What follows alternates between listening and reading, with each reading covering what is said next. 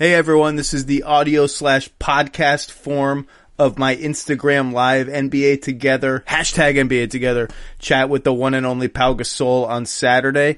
The only thing you are missing in terms of visuals from this is when I showed Pau a very embarrassing photograph of himself from his rookie shoot with the Memphis Grizzlies. So, just picture a young, beardless Pau Gasol sitting, facing the camera with a very serious look on his face, drinking a tiny cappuccino or tea, we're not sure, perched on a tiny saucer. The whole thing is ridiculous. I have no idea what the purpose of it was, and Pau doesn't either. But anyway, hope you enjoy this, and thanks as always for listening.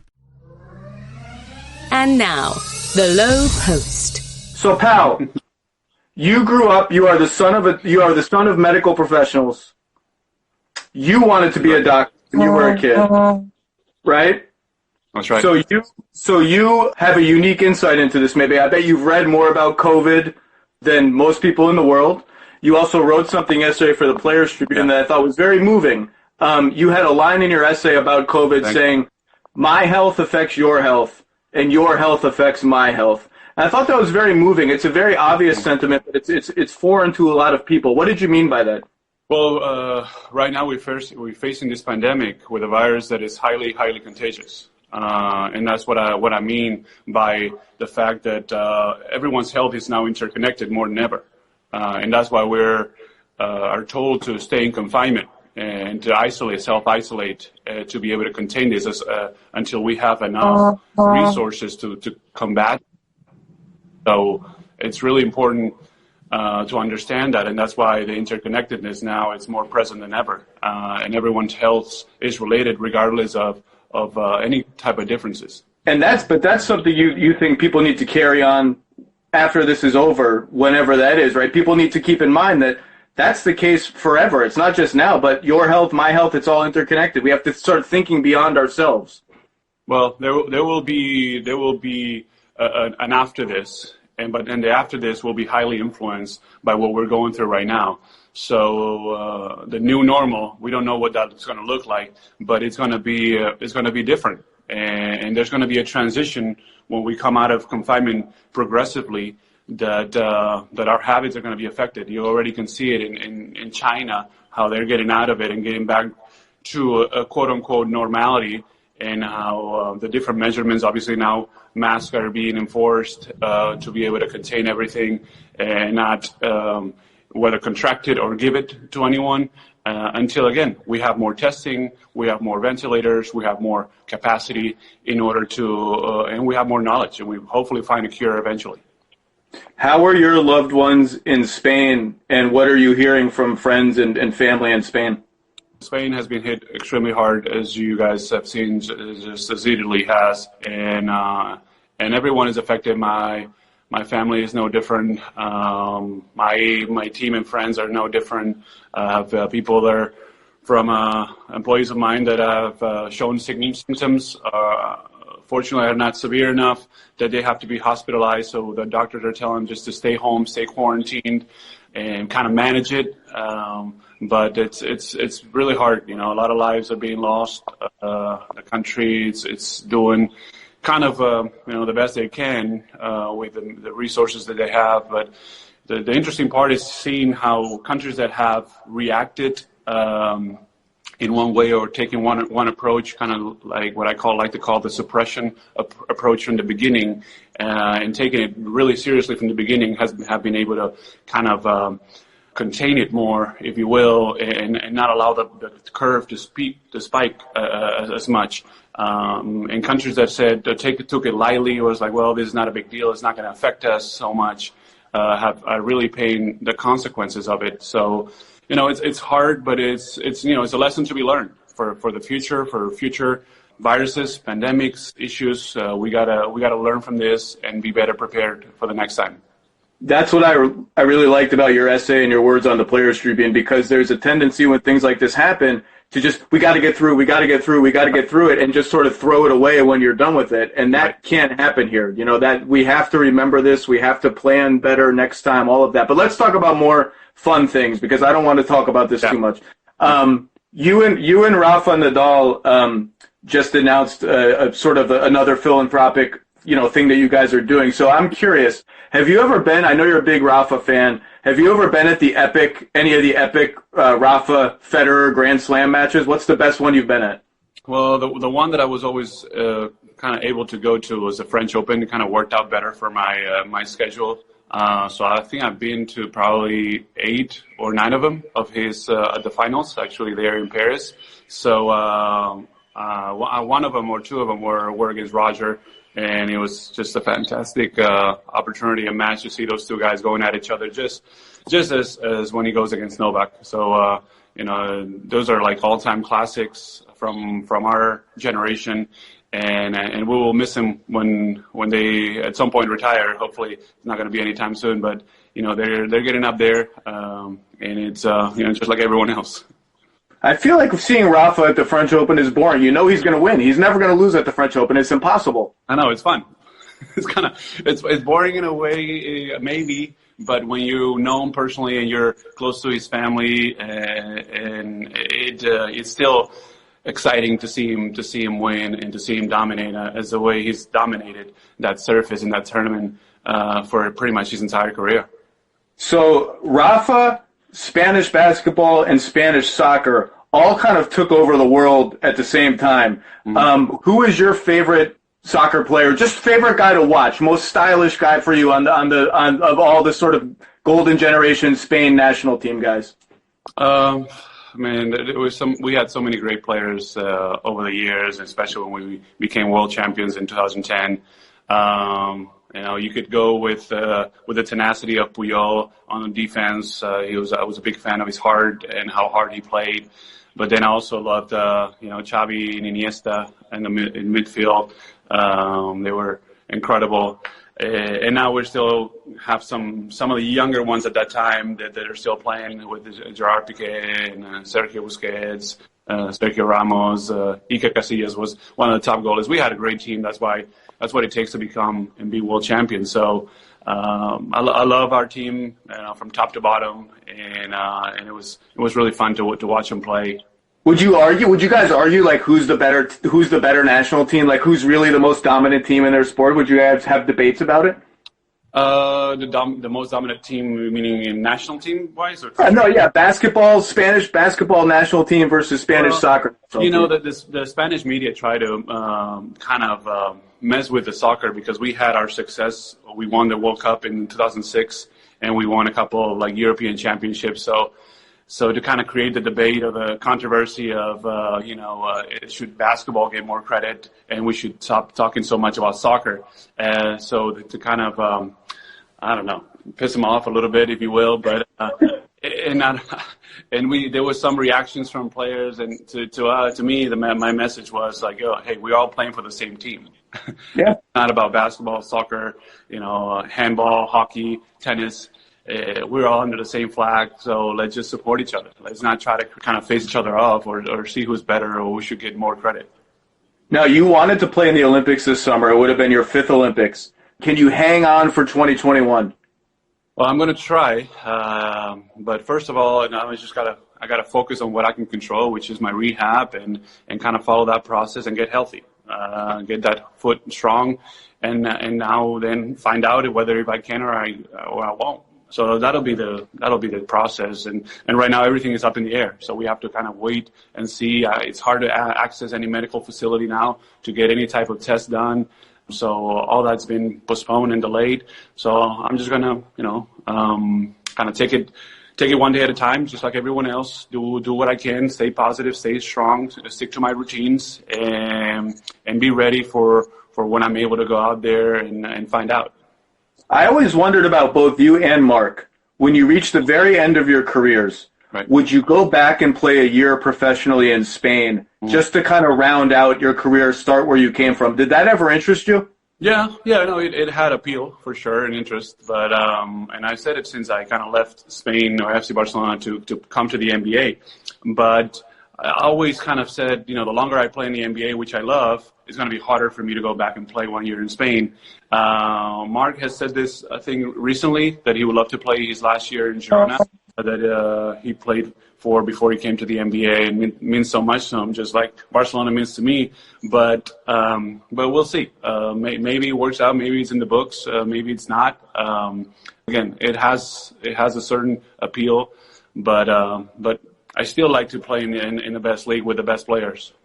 Let's go through, because these are basketball fans. Let's go through some of the big moments of your career. Mm-hmm. So a little birdie told me that you were frustrated in Memphis. That's well known. When the trade happened, you were frustrated by the losing. You guys never even won a playoff game there. You faced juggernauts every single time in the playoffs.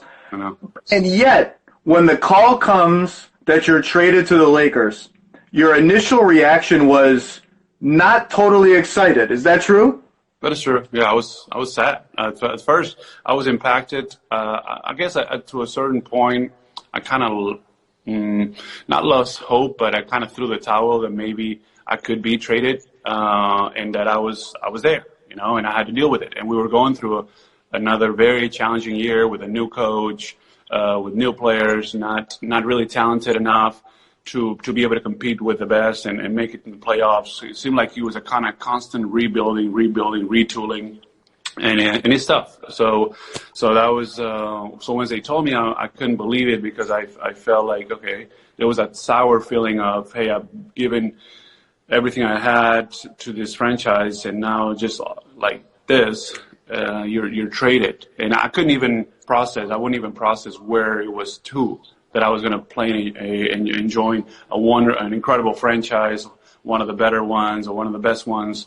And that was what that would mean for me in my career. Little by little, I started to understand once my head settled down and my shaking kind of stopped a little bit, because I was closing a door, or a door was being closed for me, even though I kind of wanted to do that for a period of time, and everything kind of worked out really well after that. But yeah, my first reaction was like a little bit like shock and disappointment. And I think I read this story in something you either said or wrote. One of your first nights in Los Angeles, or first nights with the team or something, you were at a hotel, yeah, and at some ungodly hour, like 2 a.m, there's a knock on your door, and you're like, who the heck is knocking on my door? So who was knocking on and how early was it in your Lakers time, and who was it? Well, no, it was very early. It was right away. When I joined the team in Washington, D.C. after my physicals in L.A., the team was on the road. I joined the team. I wasn't going to play. They had an afternoon game the next day on Sunday, and I was not going to play that game. I hadn't had a chance to practice or do anything. And Kobe had been texting me from the moment that I got traded that when I arrived to Washington, D.C., he wanted to stop by in my room and kind of talk to me and welcome me to the team. I was like, I told him like, hey, it's okay. I'm just going to be late. It's going to be 1:30 or so. So you don't have to. We can wait until tomorrow if you want. It's like, no. I'm coming. So he came. Obviously, I was happily surprised, and he told me, hey, I'm very happy that you're here. I'm very excited. This is great. But now let's go win a championship. So from the very beginning, he really sent the message of what it was going to be like and what he was about, and that kind of level of mindset that I had to be in. Losing and not winning a game in the playoffs, that's over with. Here we're going to go for a championship, and that was really, I think, great and unique and incredible from his part, and show what type of leader he was. And so you immediately elevate the Lakers when you get there. You fit the triangle like a glove. Everyone said, when all of your teammates have told me, no one ever picked it up faster than Pau. And you get to the finals, and you play the Celtics. Hard-fought series, and then Game 6, they roll you guys in Boston. Yeah. That, I think, I don't know if it was the low moment of your career, but it was definitely a pivotal moment of your career. People started questioning, is Pau tough enough? Is Pau tough enough for this? It was stupid, but people started saying it. I want you to take me back. What do you remember when you're 85 years old? What are you going to remember from that locker room after Game 6 when the Celtics beat you by 30 and it sinks in like, wow, we just lost the finals? Yeah, it was incredibly painful to lose that final. And the way we did, I think the critical moment was the game we lost at home where we were up. Game 4. And then all of a sudden we kind of let the foot off the pedal a little bit, and then they came back, and I think Ray Allen had those 9 threes, I think, and they came back and stole one from us at home, which Game 6 would have been probably physically, mentally going into it, and then you still have a chance to get Game 7, even though it's complicated to do on the road. But you give yourself a chance. So, but the feeling after Game 6 was of loss, of disappointment, of we got our ass kicked and we just lost a chance to win a championship. But and then when we got on the bus, and the Boston fans wouldn't allow the bus to move. Really, it took us forever to get to the hotel. They would hit the bus, and we had to kind of take all that in, because some of us wanted to get off the bus and start, and kind of release some of that frustration. Luckily, we didn't. And not that it would have happened, but it's just we took that in, and we really carried with us into the next season and into the season after that. And you can say that defeats or adversity could be your greatest teacher and the greatest moment for you to grow. And it was for me as well. I didn't live up to the challenge in the finals. I felt like I didn't perform as well as I should at that level. It was my first finals. We had a great run getting to it, but it wasn't enough. Okay, so now let's make sure we go back to work from the summer to the first day of training camp, and we make sure we get it right this time, and we win it. And that's what we did, and things kind of played out well. We won back-to-back championships after that. And Kobe was on you guys, all of you, that whole summer, right? Checking in, making sure everyone's doing work. Obviously, you faced him in the Olympics that summer, but that summer, you guys were in touch. You guys were just, hey, make sure we're ready to go, right? Yeah, no, he, first he understood that we had to kind of face each other off or play the Olympics, compete, and that was important too. But his mind was always, I think, within the next season and winning a championship. So he did, obviously very well, and they won the Olympics. They beat us in the finals.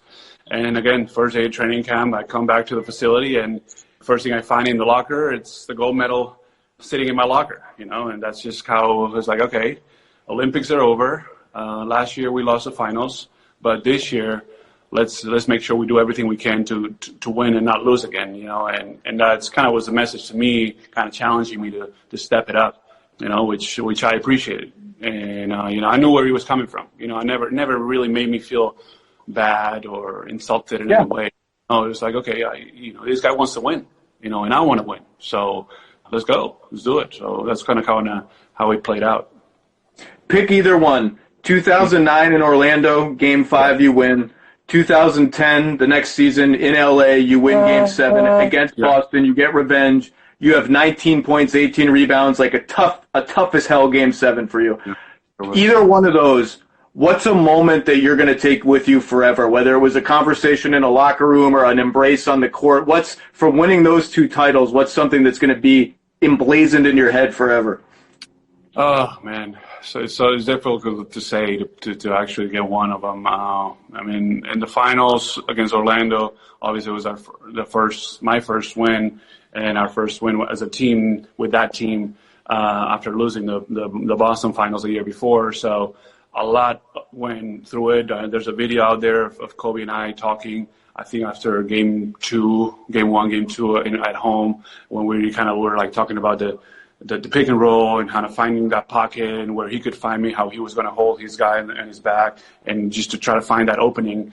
And so that just meant like the connection and the commitment that was from both of us at that point, and kind of how we made it work. But then also the years after with the Celtics, I was kind of, we got to get them back for what we went through when they put us through in 2008. So, and then all the curse of the Lakers unable to beat the Celtics on Game 7, like the tradition, the rivalry. It was like a lot of emotion around that moment. But to pull through in Game 7 and the way we did, we were down, we fought, we kept swinging, we kept giving ourselves a chance. Met us 3, just the performance and the effort that went into it. It was something that I'll never forget. And then the hugs at the end. I still have a picture actually in my home in Barcelona of a moment where Lamar and Andrew and I are kind of hugging and embracing each other, and like the three of us are like screaming and crying to the sky. It's a beautiful picture, and I have it like printed in a wall at home. That's great. And because it reminds me of a moment that it was so incredibly unique. Two more quick ones, and I'm going to let you go. And the last one's going to be funny. First one, people forget. You were a Houston Rocket, or it seemed like you were going to be a Houston Rocket for about half an hour during the Chris Paul trade that was vetoed eventually. Do you ever, first of all, what was that like for you? Did you talk to Kobe? Did you guys have, like, the farewell conversation? And then second of all, do you ever play, like, what if I had been a Rocket? That was a very weird thing. It was. I haven't really seen anything like that with anyone else or any other trade, for that matter, throughout my career. So it was extremely weird. I remember seeing it. I remember there was some rumors. It was kind of heating up, the conversation, for a few hours, I think, and then all of a sudden, boom, it was done. So it was hard to see because I was like, okay, we kind of blew our chance last season against Dallas after having a great run. This is our chance to kind of get back on our feet and kind of put ourselves back up there. And then, you know, the Lakers decided to pursue the Chris Paul, a great young point guard, and look into the future and look at that. So it was tough. But then obviously the NBA owning a percentage or the majority of the New Orleans Hornets at the time, they decided to veto the trade. When David Stern decided to veto the trade, and then all of a sudden, that didn't happen. Now let's go back to work, just as business as usual, and it's all good, you know. It wasn't hard to go back after they traded you? It was difficult. You know, I think emotionally it was difficult for me, but I tried my best. You know, I tried my best to be the best professional that I could be and do my job, you know, at the end of the day and kind of get back into it. It's like, okay, well, this could have happened, almost happened, but it didn't happen. It's part of the business, you know, you got to understand, and sometimes it plays in your favor, sometimes it doesn't. Who knows what that scenario would look like? You know, if you go and play, and I got traded with the Rockets, and then they get James Harden, and then who knows how would it look like at that time? But it didn't, and I was able to play 2 or 3 more years with the Lakers, and I've enjoyed that as well, even though they weren't our best years. Last thing, I'm going to turn the phone around and I'm going to show you a picture from your rookie photo shoot in Memphis, because you have to explain what in the heck is going on in this picture and why it happened and what the point of this is. Okay, so here it is so everybody can see it. Can you see this? Mm-hmm. That's right. Yeah. What is this? What is this, pal? How did this happen? I think it was, I don't know, I'm not sure. I think it was a photo that we took, maybe with the guys from Marca, the newspaper in Spain, I think, if I recall correctly. And they were something in the cup? Yeah, we were drinking a coffee, like having a coffee. We were trying to think of things. We were in a hotel. We had limited resources. I was like, okay, what can we do? What kind of photos? I think there was one that I was coming out of the shower. There was one that I was in the they send those guys to follow me. You know, obviously it was a big deal at the time. Second Spaniard to ever play in the NBA. It was a lot of expectation. I was young. It was quite a big deal. Big deal. But they send those guys for a month to in Memphis, stuck at the Marriott downtown, and I was at the Marriott until we were able to rent an apartment. So we said, okay, let's just figure out what to do. So that was one of the pictures that we took, just taking a cup of coffee or something. Even though I didn't drink coffee at that time. Now I do more for sure. I thought it was like, here's a European guy drinking like European cappuccino. Let's do that. It was that English reference to tea, or that coffee reference, you know, that is more like a kind of European with a small cup with an espresso. Probably, maybe. All right, Pau, you've given us a lot of time. Thank you very much. I encourage everyone to read the essay Pau wrote at the Players Tribune just yesterday about COVID. I wish you best of luck rehabbing. We all want to see you play again. And thank you for everything. And, you know, you're one of the all-time greats. It's a thrill to talk to you. Thank you, Zach. And thanks for joining me and joining us. Thanks, everyone that's connected to our conversation. And I will enjoy listening to your podcast because I like the Lowe Post. You know, there you go. I've lived in that area for a long time, and I've always taken pride of dominating the Lowe Post and becoming one of the better players at that. So that's also part of the reason why I enjoy talking to you, and I wish you all the best, and please be safe.